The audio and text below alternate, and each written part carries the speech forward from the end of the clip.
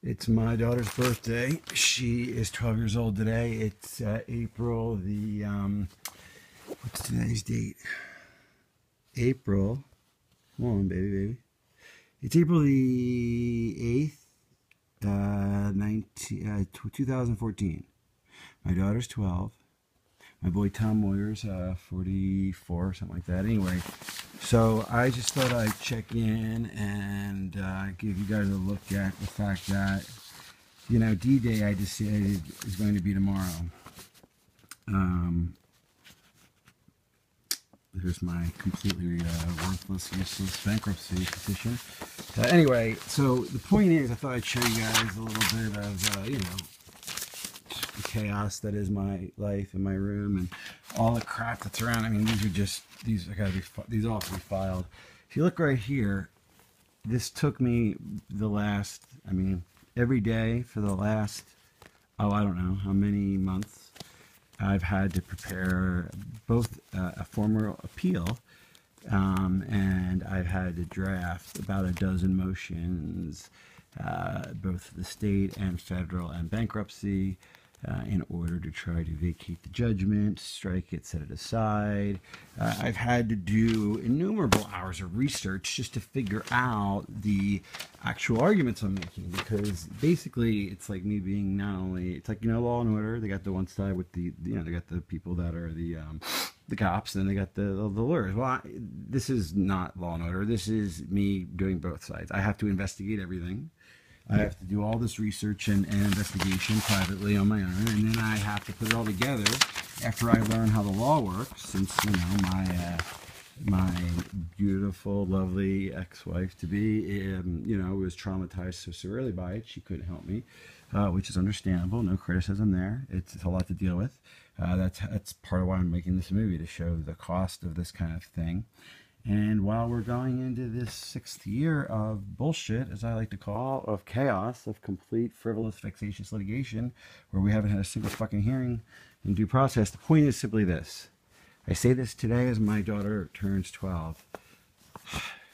Hear my voice. I'm not an unhappy man. I'm not. But I am a stressed out man. I'm a confused man. I'm a troubled man. I'm at times a scared, frightened man.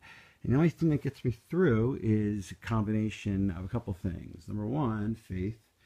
There's my man JC. I'm not a hardcore Christian as much as an open to all God's forms of God thing. My Hindu influences from my ex-wife and all that. So I just thank God, and I have faith in God, and I think, I think things will work out to his or her will.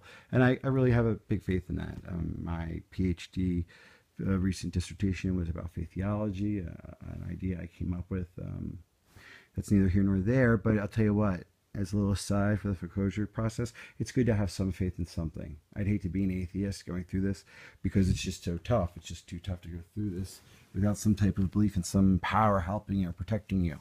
The other thing, of course, that makes me feel better is the idea that I have the evidence. I have the smoking gun evidence that these guys don't want us standing. I have the smoking gun evidence that they lied. I have the smoking gun evidence that they did all this crap that's illegal. So the question is, will I get in front of a judge who is, a good guy, a good girl, who sees and wants to administer justice? What's the justice I seek?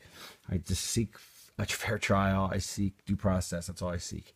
I'm also going to file, of course, a major lawsuit for $1 trillion. I'm hoping it gets on the news. It's not a show thing. It's not frivolous. It's literally about the usurious 508%. I think it's a evidentiary breakthrough in terms of deconstructing the fraud that is the modern mortgage, 30-year term amortized, front-loaded interest, blah, blah, blah. But the point is this. It's about time to work the magic remote control and relax a bit. I don't know what time it is. It's 4 in the morning, and this is typical. I have no life. Thank God. I mean, I have been seeing a terrific girl. If it wasn't for her, I don't know how I'd survive this. Things, I just hung out with my kid the other day for their birthday. It's so hard to see how, and I know no one will believe this. They'll say that's the simplistic thing to reduce it down to, and I admit it is. There's lots of things that went into the destruction of my family and my wife leaving me and taking my kids. But the number one thing, and she'll tell you it, and I have 2 shrinks frankly, that will testify to it, and I can get friends and family to attest to it. The number one reason why my marriage failed, the number one reason why my ex-wife lost her mind, was the pressure, unrelenting from 6 years on, of this vexatious, frivolous, fraudulent lawsuit. That's the story. She's got an MBA and a law degree. She knows what's up.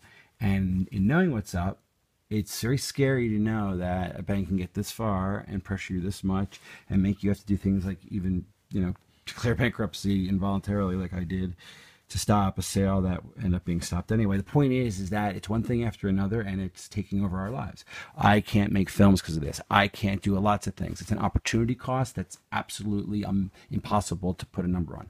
So I will conclude by saying that I'm going after Chester County. I'm going after, Chase. I'm going after Fallon. I'm going after Berg. I'm going after Jamie Dimon. And why? Because they've injured me and my ex and my family. They've injured us, and they will be brought to justice. I'll probably be crushed like a bug, or Goliath will kill David in this universe. But there is a universe where David beat Goliath, and I hope I'm living in that one because I got the goods on them. I have it. And I also am going to file this week the private criminal complaint. So I got the private criminal complaint against Jamie Dimon. I got all of the defensive motions. I have a TRO, a temporary injunctive relief motion. I have motion 60B motion, a 12B motion, a 55, Rule 55 motion. I have just so many different motions that should stop this, plus the appeal, 2 appeals that should be combined.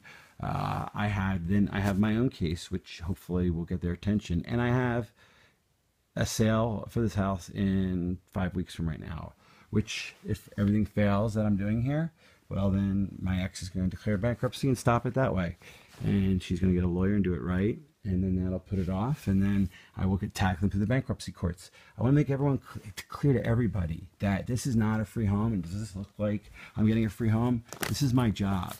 Okay, and I'll go and show you the filings and all the research, and you tell me if I'm a guy trying to get a free house after spending $5,000 a month every month for over 4 years faithfully, and only stopping payment when the recession hit and we couldn't pay, and then realizing upon research we didn't have the fucking money for reasons I've articulated probably a million times. So anyway, this is the end of my little speech.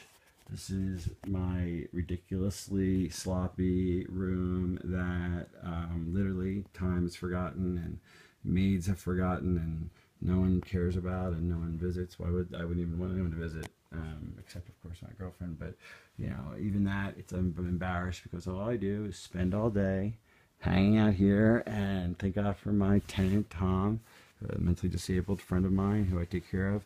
He's fun and keeps me company. But anyway, I hope I have some good news to report. We're getting to the end of this film, the end of this whole story. I never thought it would get to this point of losing my wife. I never thought I'd lose my kids. Well, I haven't lost custody, but my ex took them. She left. Why? She couldn't stand the pressure of living here. The sight of this house made her ill. I mean, that maybe most people won't understand that, but it's one of those things where it's hard to live with like a gun at your head, and that's what she felt like it was. I understand the feeling. I'm a little bit more of a fighter, and I'm pissed off these guys are trying to rob us of something that isn't theirs. But you know what? I understand why she felt that way. But I do think that it's called intentional infliction of emotional distress. I think Chase is guilty and should be held accountable for what they've done.